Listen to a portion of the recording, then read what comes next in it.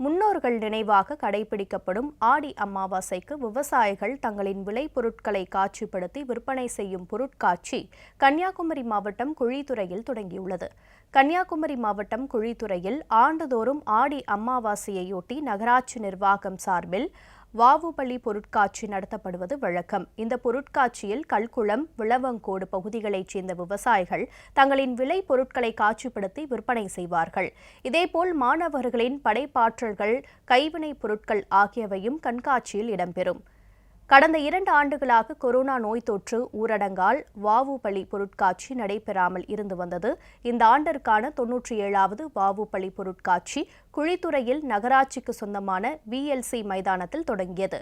பொருட்காட்சியில் வைக்கப்பட்டிருந்த மாணவர்களின் படைப்பாற்றல்களை ஏராளமானவர்கள் ஆர்வமுடன் பார்வையிட்டனர்.